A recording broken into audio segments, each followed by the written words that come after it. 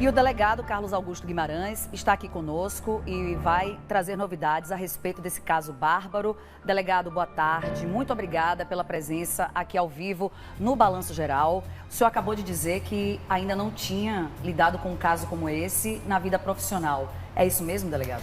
Exatamente. Nos 23 anos de polícia que eu tenho, foi o primeiro caso desse de filho matar pai dessa forma tão bárbara e absurda como foi esse caso lá em Itaperuna, né? Nós conversamos com esse adolescente na hora ali que foram descobertos os corpos, onde foram encontrados os corpos, e ele se mostrou ser uma pessoa muito fria, olhava olho no olho, sequer titubeava, tinha respostas prontas, ele falava com propriedade, ou seja, ele estava bem convicto daquilo que fez e em momento algum se arrependeu, mostrou algum tipo de remorso, muito pelo contrário. Muita frieza. Mas agora, o que o povo quer saber, e todos estão acompanhando, quais são as novidades? O senhor falou que até então teria contato com a Polícia Civil de Mato Grosso, mas temos novidades a respeito dessa adolescente que ele já se envolvia na internet há 6 anos. É isso, delegado? Exatamente. Agora pela manhã ele está sendo apresentado para o Ministério Público, Poder Judiciário, para verificar a situação da apreensão dele, para onde ele possa ser transferido, né? E nesse mesmo momento, as equipes da Delegacia de Itaperuna estão em contato direto com as equipes da Delegacia de Água Boa, no Mato Grosso, e já estão com a menina na delegacia, aguardando somente a mãe dela chegar para iniciar os depoimentos, para saber de que maneira ela conversou com esse rapaz por telefone, se ela teve algum tipo de participação, se ela induziu ou instigou ele a praticar o crime. E todos esses detalhes agora as equipes vão perguntar e mais à tarde a gente vai ficar sabendo exatamente qual seria a participação dela, se teve participação direta ou não, de forma virtual nesse crime. Quem é essa menina? Quantos anos ela tem? E se ela conhecia ele há 6 anos, então esse adolescente tinha 8 anos nessa época. O que foi dito por ele lá no momento do imóvel, do encontro dos cadáveres, é que ele se relacionava com ela online há cerca de 6 anos. Eu perguntei, mas você tem 14, então teria 8 anos. Sim. Na época? É isso mesmo, ele é. Eu conheci jogando Fortnite, um jogo do PlayStation, aí troquei telefone com ela e a partir de então me relaciono com ela. Inicialmente a gente começou a achar que poderia ser uma pessoa adulta ou algum tipo grupo desse de desafio da internet, sugestionando esse adolescente que praticasse algum tipo de crime. Mas na verdade realmente essa adolescente existe e agora vai ter muita coisa para dizer, para nos revelar acerca da motivação desse crime. Além desse tipo de motivação, pelo fato dele não ter que viajar, né? Porque até então essa seria a explicação dele. Ele queria viajar para esse estado, né, para encontrar com essa adolescente e os pais teriam proibido. É isso, delegado? Por conta disso ele ficou irritado e teve esse ato? É uma motivação mais forte, segundo ele, entendeu? Mas temos outra motivação também, suposta motivação, que seria a pesquisa dele em redes sociais de como receber a quantia de FGTS de falecido. Ou seja, ele nos falou lá na casa que ele viu no telefone do pai que o pai teria uma quantia de cerca de R$33 mil para receber e ele estava verificando como receberia essa quantia. Então pode ser uma motivação por ganância sim, mas no primeiro momento a gente vai precisar ouvir primeiro essa adolescente para saber essas nuances todas acerca do relacionamento dela e do crime. Até porque ele falou que tão logo assassinou os pais, antes de esconder os corpos, ele teria conversado com ela e que ela teria induzido ele a ocultar os corpos. Então, isso por si só, da parte dela, seria sim uma participação. Agora, a gente precisa saber se a participação foi só na ocultação desses cadáveres ou se a participação também foi na prática dos homicídios. Isso tudo precisa ficar esclarecido. Ele também estava com uma bolsa de viagem pronta para viajar, com roupas dele, objetos pessoais e os 2 telefones celulares dos pais, entendeu? Que ele pretenderia vender para ganhar um dinheiro naquilo ali, né? Precisamos saber de que forma ele conseguiria viajar para o Mato Grosso, até porque adolescente precisaria de uma autorização especial de viagem. Então, será que ele conseguiria obter isso? Estava tentando forjar algum documento para viajar? Isso tudo vai ser analisado agora à tarde, né, nessas mídias que foram apreendidas, entendeu? Então, todos esses detalhes acerca da motivação ainda estão sendo desencadeados. Ele nos contou também que pretendia ir para Mato Grosso, trabalhar no supermercado onde essa menina supostamente trabalharia como empacotador. Então, tudo isso vai ser esclarecido agora com o depoimento dessa menina, que tem muito a dizer. Quais seriam, então, os crimes, Quais são os crimes que esse adolescente vai responder, delegado? Ele vai responder por triplo homicídio, duplamente qualificado, a qualificadora de motivo fútil e recurso que impossibilitou a defesa das vítimas porque elas estavam dormindo no momento que foram assassinadas, e vai responder pelas 3 ocultações de cadáveres. Uma dúvida, esse adolescente teria cometido esse crime sozinho? A polícia tem alguma informação a respeito de como ele teria feito isso? Lá no local do crime, né, nós não verificamos nenhum indicativo de participação de terceiros. E o fato de ser adolescente, ser franzino, não impediria ele de ocultar esses cadáveres nem de fazer a prática dos homicídios. Até porque o que ele relatou para nós ali foi bem factível com relação ao arrasto dos corpos até a cisterna. A cisterna fica a cerca de 5 a 6 metros ali do quarto do casal, entendeu? Fica na área de serviço e o piso é liso. Então, se ele jogasse realmente um alvejante, um produto de limpeza ali, como Veja, como ele falou para nós, com certeza daria para arrastar os corpos sim, naquele piso ali e levar para a cisterna. Agora, perfeitamente factível. Nesse caso, ele utilizou uma arma. Que arma seria essa? Essa arma foi apreendida, é um revólver 38, se é do pai dele, e estaria debaixo do colchão. Ele dormiu no quarto dos pais, com os pais e a criança de 3 anos, estava na cama, e ele dormiu no colchonete ao lado da cama, por causa do ar-condicionado, segundo ele. Esse quarto, nessa cama, eles dormiam juntos, né? Porque nós temos alguns vídeos, não posso afirmar se era ele, alguns vídeos que até aparece os pais cantando, com um bebezinho, e ele numa cama de solteiro. Ele dormia nesse quarto sempre com os pais? Quando a gente chegou no imóvel, não existia essa cama de solteiro no quarto, estava só a cama de casal. Mas segundo o relato do adolescente, ele disse que o pai estava dormindo, a mãe e a criança na cama. E ele dormiu num colchonete ali improvisado ao lado da cama por causa do ar-condicionado. Só tinha ar-condicionado naquele cômodo. Então, ele sabia que a arma do pai ficava embaixo do colchão. E ele foi lá, pegou durante a madrugada, teria tomado um energético para ficar acordado enquanto as pessoas dormiam. E primeiro atirou na cabeça do pai, depois na cabeça da mãe e depois no pescoço do irmãozinho de 3 anos. A gente estava acompanhando ontem, né, a entrevista do Granger Ferreira, né, com o senhor em rede nacional, e teve um momento que o Granger falou a respeito dos barulhos dos tiros, que era algo normal, que era comum de se ouvir tiros, já que o pai também utilizava essa arma. Isso procede, delegado? Algumas informações chegaram para a gente lá no local de maneira informal, de que houve sim barulho de disparo de arma de fogo no sábado. Só que as pessoas acreditaram que teria vindo de uma mata, que ali é uma comunidade pequena, mas que tem uma floresta em volta. Então as pessoas acreditaram que poderia ser da mata, não de dentro de uma residência. Mas na verdade aconteceu dentro da residência ali, onde os crimes foram praticados. Agora, quais são os procedimentos a partir de agora, delegado? Agora a gente vai aguardar a decisão judicial acerca da internação dele.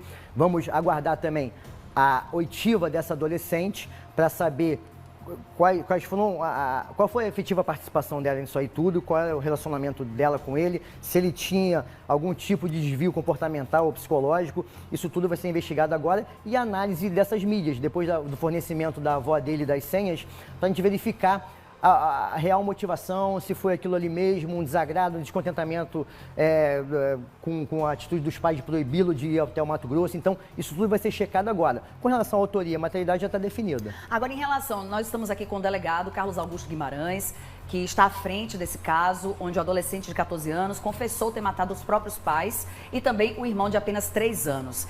Essa família, o senhor tem informações de como era o relacionamento? Nas fotos que até mostramos aqui, compartilhando o que a mãe postava na rede social, era uma família bem unida, ela tinha muito carinho, não só com o esposo, o Antônio, mas também com o filho, com os filhos.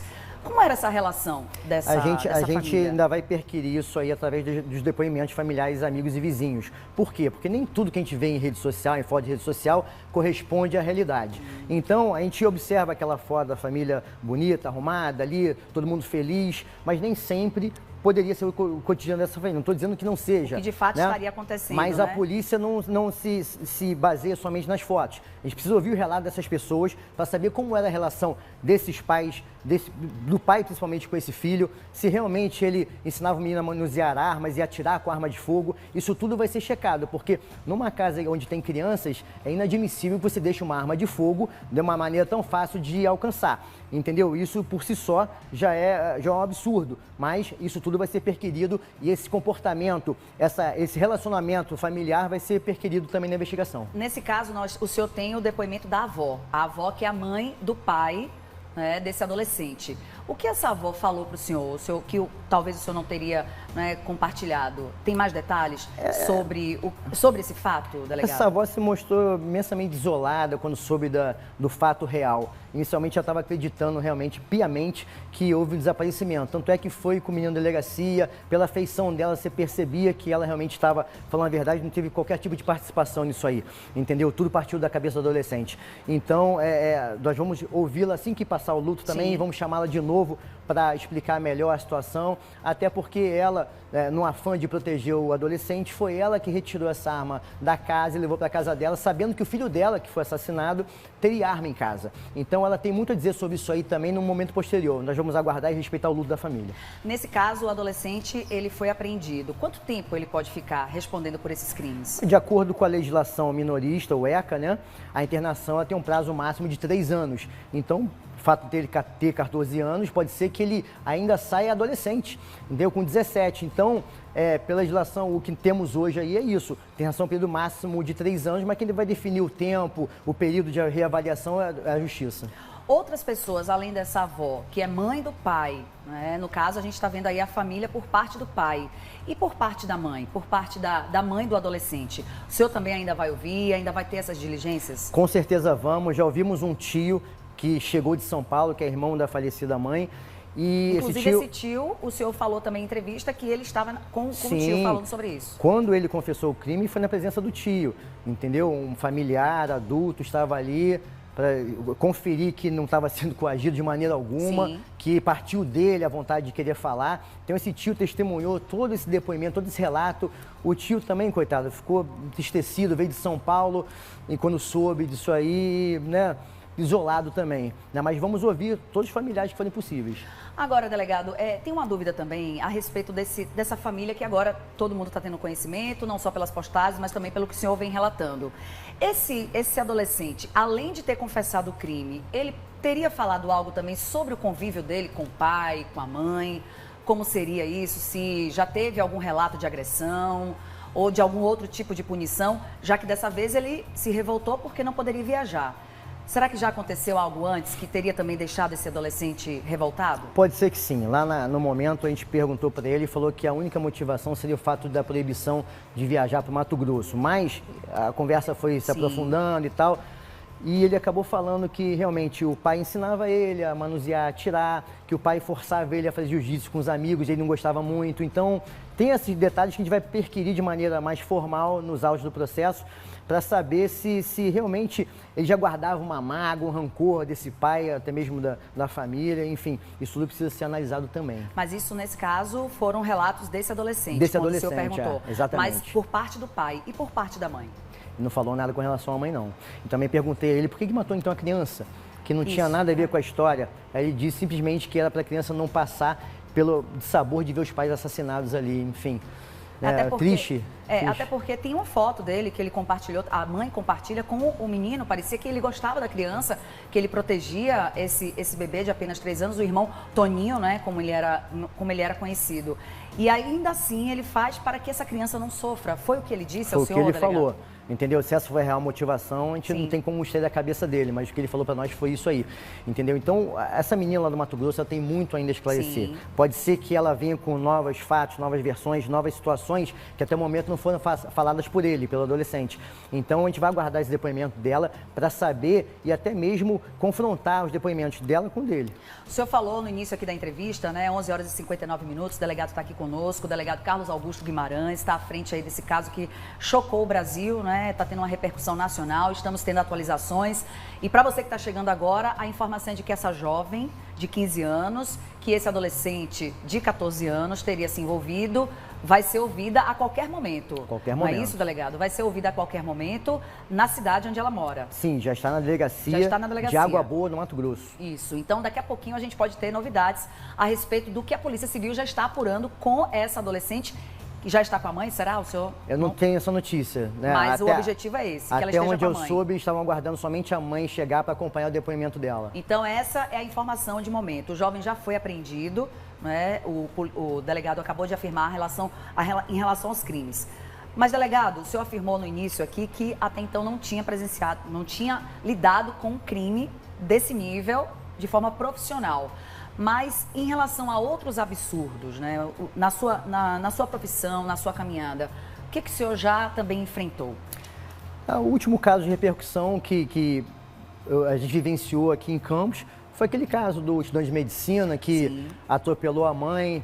Nós tivemos vários casos de pessoas que matam os outros por causa de droga, dívida de droga, uma série de absurdos e casos que a gente começa a perceber que envolve um quê de doença mental, de perturbação mental Sim. das pessoas. Isso é muito importante hoje. Em algumas pesquisas que eu andei fazendo para estudos acadêmicos, a gente percebe que a doença mental é um dos grandes males, uma das grandes mazelas que hoje aflige a sociedade. E isso desencadeia esses comportamentos repentinos, rompantes que as pessoas têm, de agressividade, discussão em trânsito, briga com pessoas que nem nunca viram, enfim. Então a gente percebe que alguns desajustes mentais, perturbações mentais as pessoas possuem. Isso tudo pode ser resolvido com um acompanhamento de um profissional de psicologia, um tratamento adequado, uma simples conversa com o profissional já relata, às vezes a pessoa não consegue enxergar aquilo ali.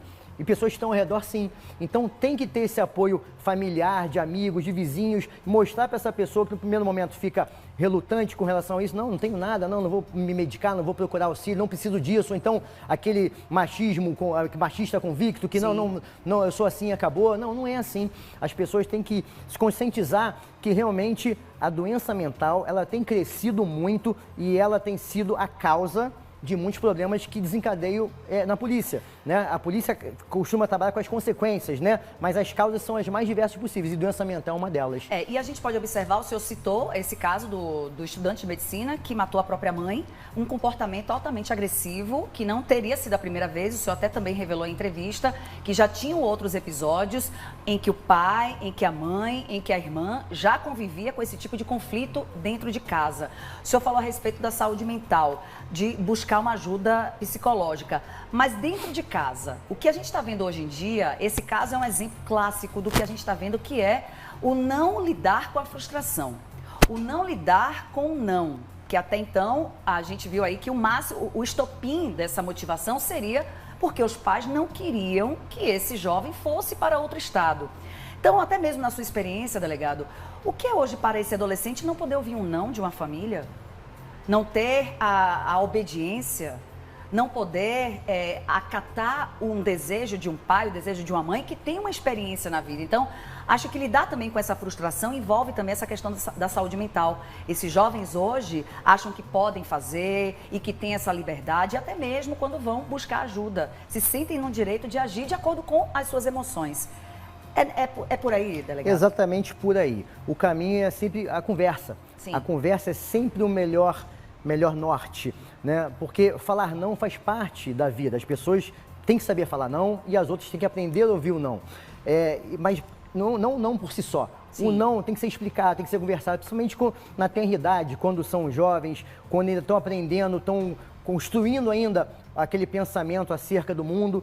Então, tem que explicar. Tem que dizer por que não é isso, por que não é aquilo, porque senão eles ficam perdidos e acham que os pais ou as pessoas que dizem o não simplesmente não querem satisfazer os caprichos deles. Então, desde pequeno, e é de pequeno que se torce o pepino, desde pequeno tem que ser ensinados que o não faz parte, tá? Seja falar não, seja entender o não.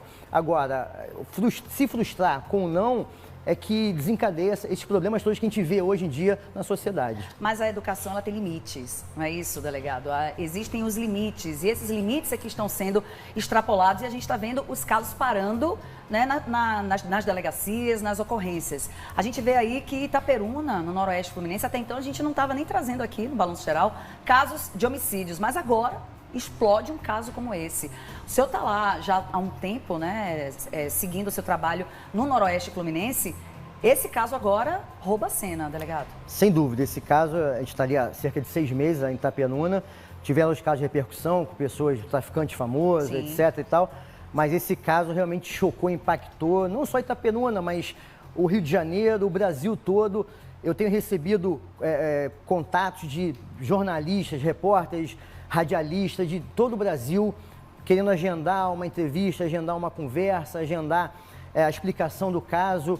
A gente decidiu fazer a coletiva justamente para poder atender a todos no primeiro momento, que é muita gente, Sim. mas aos poucos eu estou atendendo um pedido ou outro, porque o caso tomou uma repercussão absurda. Porque, como eu disse na outra reportagem, é um caso que choca pela idade do rapaz, pela maneira como os crimes foram praticados, por uma motivação absurda, né? Um caso que muito se assemelha ao caso da Suzane von Richthofen, em que ela é apaixonada por um dos irmãos Cravinhos, teria matado os próprios pais. Uma menina que tinha tudo na vida, de família rica, não precisava daquilo ali, foi se envolver com uns camaradas que usuários de drogas, enfim, que botaram na cabeça dela aquela vontade de matar os pais. E pode ter acontecido isso com esse rapaz também, com esse adolescente. Agora, delegado, eu sei que o senhor já tem que seguir daqui a pouquinho, mas eu não posso deixar de comentar rapidinho na volta, só segurar mais um pouquinho aqui o delegado para falar a respeito dos jogos. Tem pessoas que se infiltram também para estar chamando essas vítimas, crianças, adolescentes, e o que é que a polícia também trabalha em cima disso. Já, segura só um pouquinho, que eu sei que o delegado tem que seguir, ele tem essa missão. Posso falar agora então? Já pode, porque eu pensei que eu já tinha que seguir, então eu posso continuar com o senhor. Sim. A respeito dessas pessoas que se infiltram nesses jogos, delegado, o que o senhor pode falar? Eu sei que no Brasil inteiro tem muitos pais preocupados com o tempo que essas crianças, esses adolescentes, ficam na internet. Aqui no interior do Rio de Janeiro, vamos trazer para a nossa região. Como é que o senhor avalia essa situação? Atualmente, o que eu percebo é que os pais estão muito omissos, entendeu? Não dão conta de verificar o que está acontecendo na vida, no cotidiano, no dia a dia daquele jovem, entendeu? Eu recebo alguns casos na delegacia Sim. de pais que querem que, às vezes, nem é caso de polícia, mas querem que a gente resolva o problema de paternidade deles, né? Eles não sabem dizer não sabem chamar a atenção do jovem, não sabem brigar, não tem uma punição como um castigo, uma proibição de alguma... Não sabem. Simplesmente são adultos que cresceram e não sabem ser pais e mães. Né? É óbvio que ninguém nasce sabendo, a gente aprende ao longo, eu sou pai também, a gente aprende ao longo da caminhada, né? Mas, enfim, então o que a gente percebe é isso, é uma falta de rédea dos pais. Mas a Polícia Civil está de olho nesses casos, e um caso como esse, no primeiro momento, realmente a gente suspeitou que essa menina não fosse adolescente, fosse um avatar, Sim. fosse um adulto por detrás daquela máscara toda ali e que tivesse incentivado ele a cometer essa atrocidade. E porque existem esses jogos, esses desafios na Sim. internet. Então a gente fica de olho e verificando se realmente é ou não. Nada impede de ter havido algum jogo, algum tipo de desafio entre eles, jovens, adolescentes. Isso não impede, a gente vai aguardar o depoimento da menina. Mas ele falou que não, que foi realmente só a proibição dos pais em deixar ele viajar para namorar a menina.